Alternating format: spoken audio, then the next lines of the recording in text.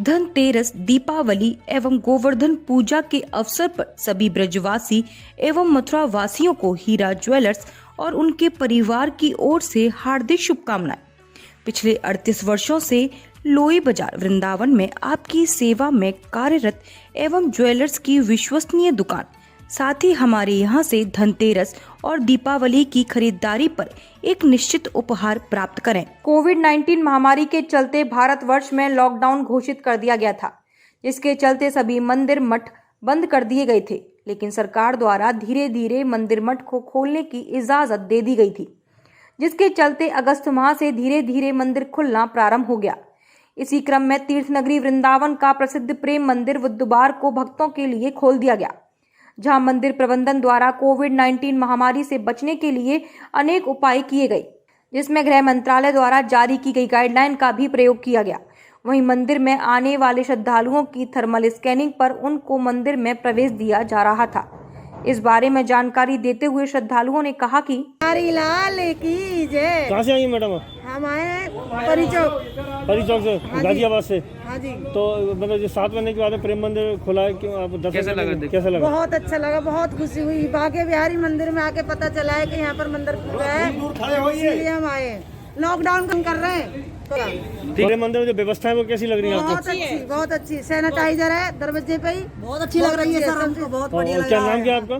कुमकुम। वृंदावन नगर में हो रहे भूमाफिया द्वारा सरकारी जमीनों को खाली कराने का अभियान लगातार जारी है।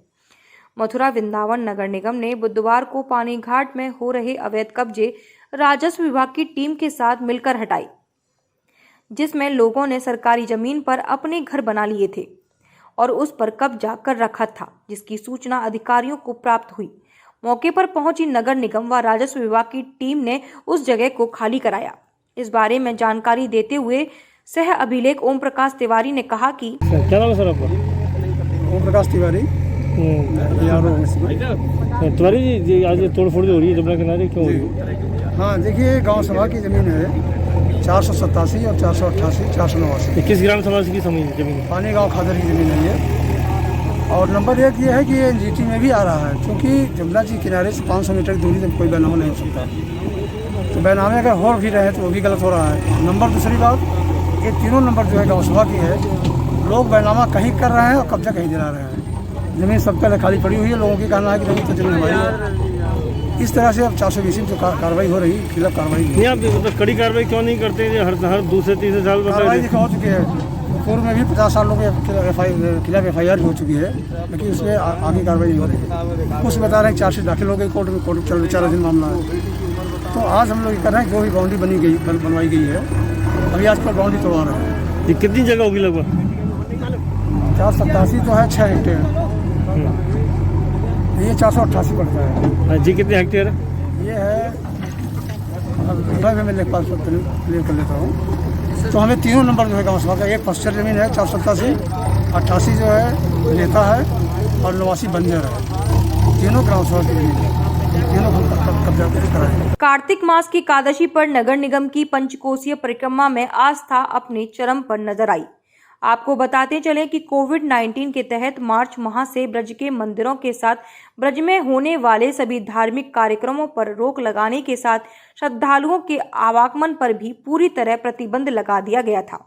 अनलॉक की जारी गाइडलाइन के अनुसार धीरे धीरे मंदिरों को खोले जाने के साथ धार्मिक अनुष्ठान शुरू होने लगे थे, तो अपने आराध्य की छवि को निहारने के लिए बेताब भक्तों ने भी अपना रुख धर्म नगरी की ओर करना शुरू कर दिया। वहीं सुनसान पड़ी ब्रज की गलियां एक बार फिर राधे राधे की गूंज से गुंजायमान होने लगी। ऐसा ही कुछ नजारा बुधवार को पड़ने वाली कार्तिक मास की एकादशी पर देखने को मिला, जहां मंदिरों में अच्छी खासी भीड़ नजर आई। वहीं नगर की पंचकोसीय परिक्रमा में आस्था अपने चरम पर थी। लोगों ने परिक्रमा कर दान पुण्य किया। क्या नाम है? निर्मला भैया। कहाँ से आई है? हरियाणा से। तो आज परिक्रमा लगा रही हैं? आज हाँ, एकादशी है आज की। कार्तिक मास की। हाँ, पहले भी आप परिक्रमा लगा रही हैं? हाँ जी।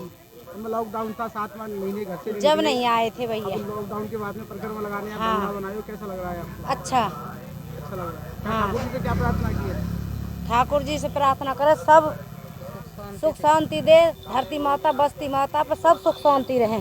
जो भी वाके जीन जनावर पशु पक्षी मांस जो भी कछ है वाके प्राणी सब सुख शांति में रहें। मथुरा में एसओजी टीम और थाना हाईवे पुलिस ने ज्वेलर्स की हत्या करने वाले 10 लाख की चौथ मांगने वाले 2 बदमाश गिरफ्तार किए हैं।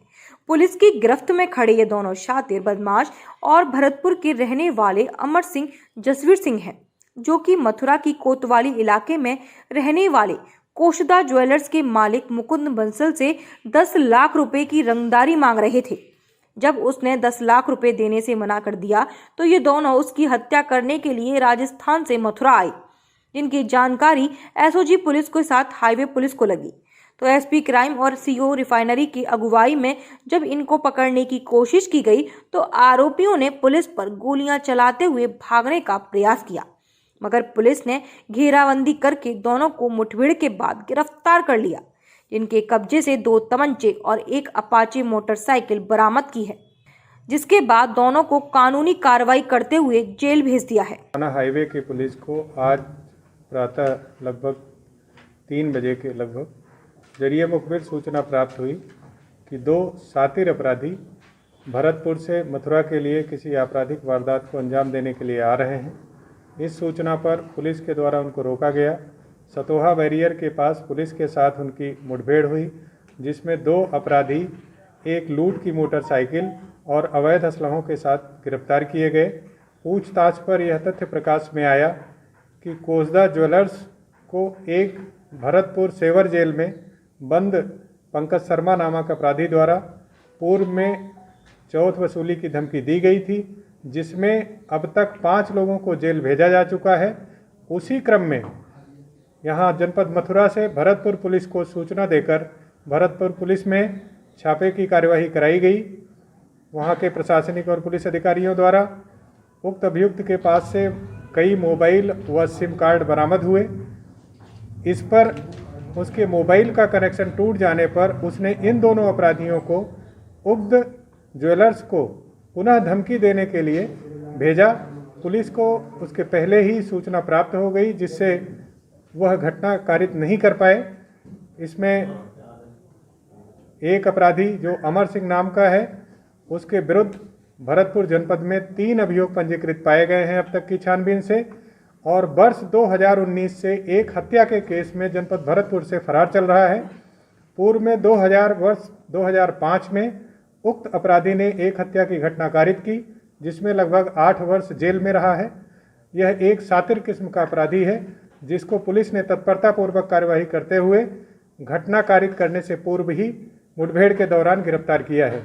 महावन में जमीनी विवाद को लेकर 2 पक्ष आपस में भिड़ गए, जिसमें एक व्यक्ति गंभीर रूप से घायल हो गया। उक्त व्यक्ति महावन क्षेत्र के गांव बलदेव का रहने वाला सुधीर है, जिसका विवाद घर वालों से जमीन को लेकर हो गया था, जिसमें सुधीर अपने परिजनों के साथ वार्ता कर रहा था। तभी घर से ही दूसरे लोगों ने उस पर लाठी डंडों से प्रहार कर दिया, जिसके सिर पर गंभीर चोटें आईं। चोटें आने के बाद पीड़ित थाने पहुंचा, जहां पुलिस ने उसको उपचार के लिए बलदेव सामुदायिक स्वास्थ्य केंद्र भेजा, जहां पर उसका उपचार किया जा रहा है।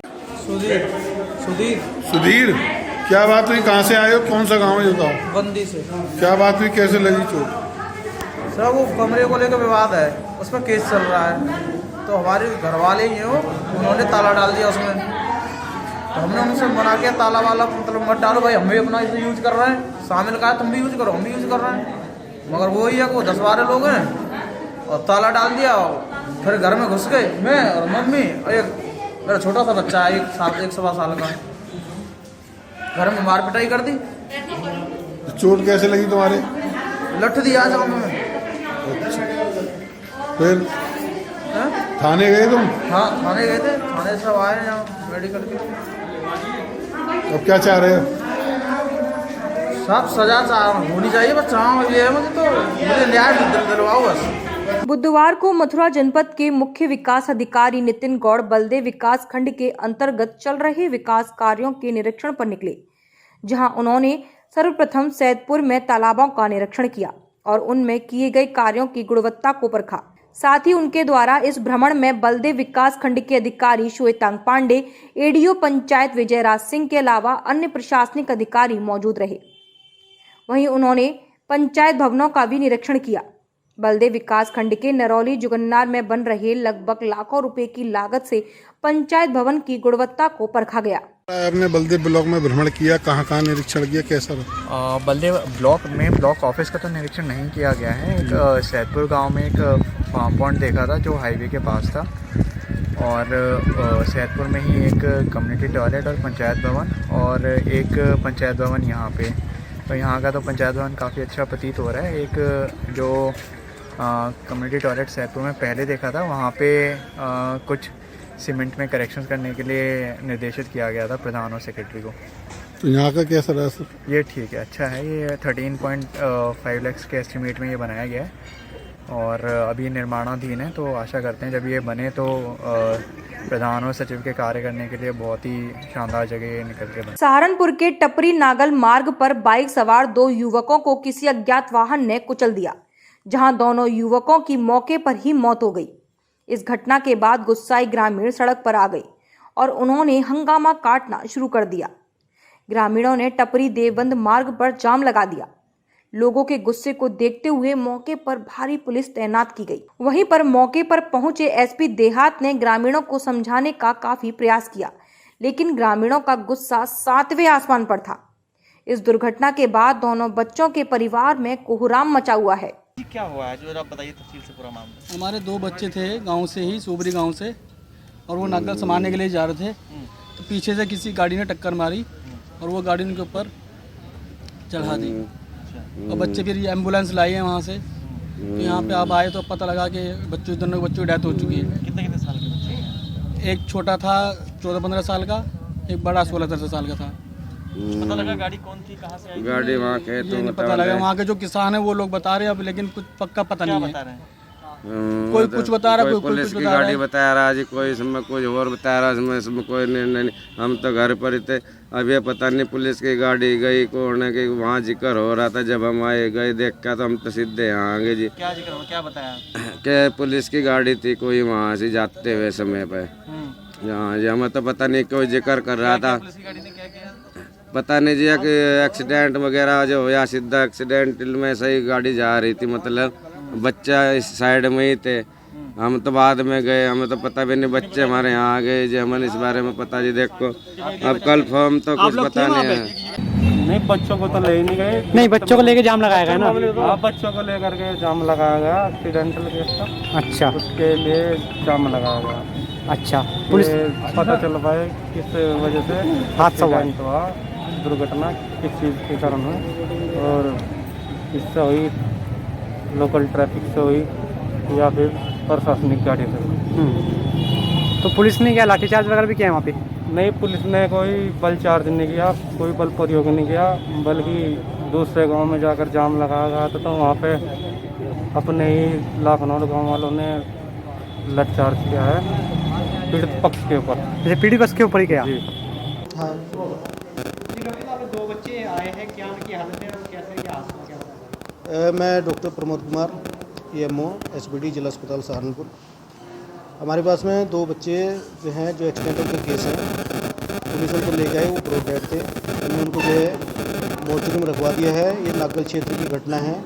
वो बच्चे दोनों, एक 20 साल का, एक 16 साल के आसपास है। उनका जो पोस्टमार्टम के लिए उनको हमने रखवा लिया है। यहाँ पे पोस्टमार्टम उनका होगा। क्या अभी पता चला है किस चीज़ की गाड़ी से एक्सीडेंट हुआ है? अभी ये तो जो है हमें नहीं पता चल पाया कि, लेकिन यह है कि एक्सीडेंट का ही केस है, RT का केस है। दोनों बच्चे जो है नागल क्षेत्र के ही हैं। तो दोनों ये पुलिस उनको दोनों को ले गई।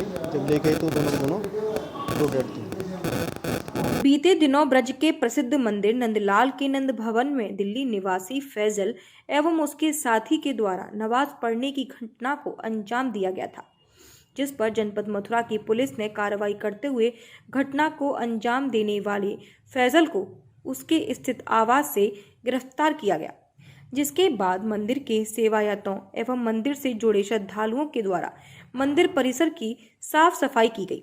इसी क्रम में बुधवार को एकादशी पर्व पर नंद बाबा के प्रति प्रेम और परम आस्था रखने वाले सर्व ब्राह्मण महासभा के मुख्य सलाहकार दिल्ली निवासी अजय शर्मा और उनके परिवार के सदस्यों ने मंदिर के शुद्धिकरण को लेकर 5 ब्राह्मणों के द्वारा विशेष हवन पूजन कराया, जो कि नंद महल परिसर में आयोजित हुआ।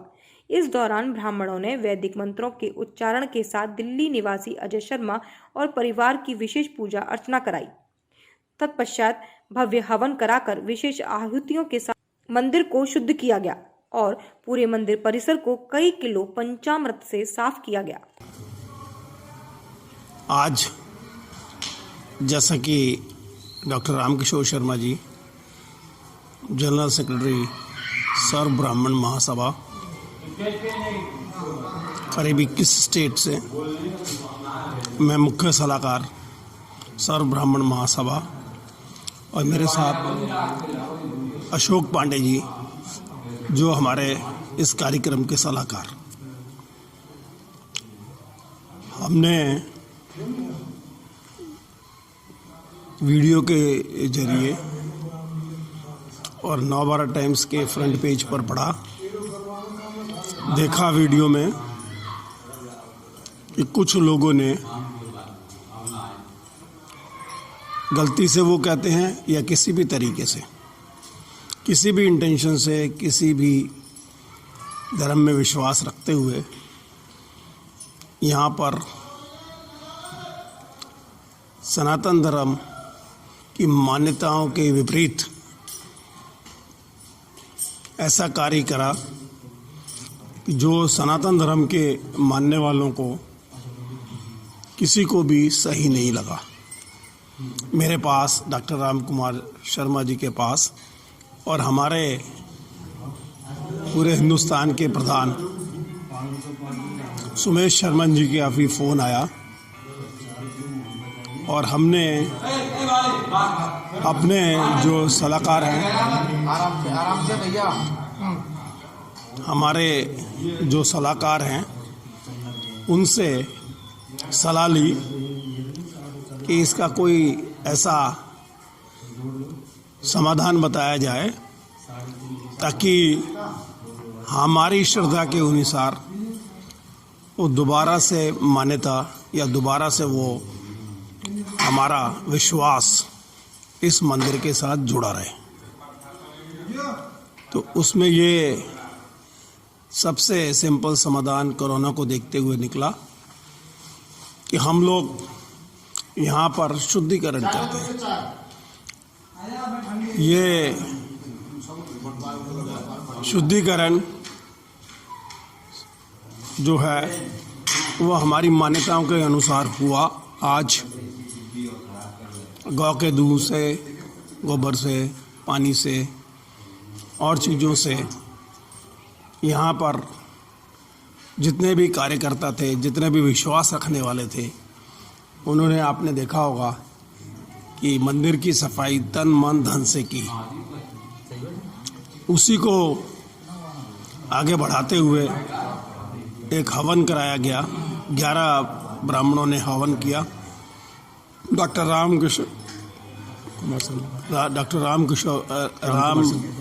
राम कुमार शर्मा जी की देखरेख में जितने भी मंत्र हैं, जिनकी मान्यता है, वो करीब 2 घंटे लगाकर किया गया और करीब 31 ब्राह्मण्स को दक्षिण देने की कोशिश की गई। इससे हमारी अपनी मान्यता रीस्टोर हो जाए, दोबारा से बन जाए, यही एक प्रयास था। इसमें कोई पॉलिटिक्स नहीं, कोई कुछ नहीं, और हमारा उनसे भी जिन्होंने किया कोई द्वेष नहीं है।